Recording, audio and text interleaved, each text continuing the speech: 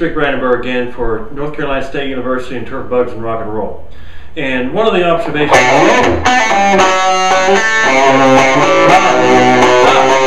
Stop. Sorry. As I was saying, one of the observations I've made over the last few years...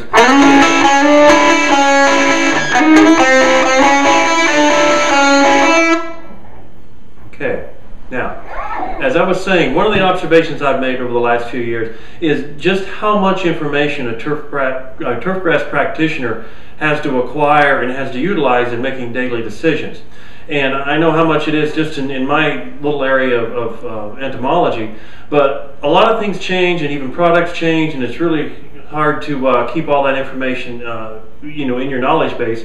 In the last few months, I've had a lot of people come back to me and say a particular product, they've not been satisfied with it, and I just want to give you a little insight into that.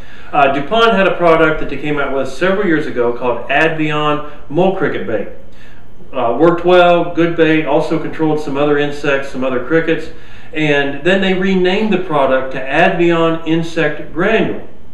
It was still a bait, but they renamed it Insect Granule. Now, for most of you, when you think about an insect granule, you're going to think, I put it out and I immediately water it in. So when they changed the name of this product to Insect Granule, a lot of people, instead of leaving it as a bait and leaving it out without watering it in, immediately watered it in. And I started getting a lot of people saying, hey, I've used this product and I know you've used it before, and say it works pretty well, and I don't get it to work for me.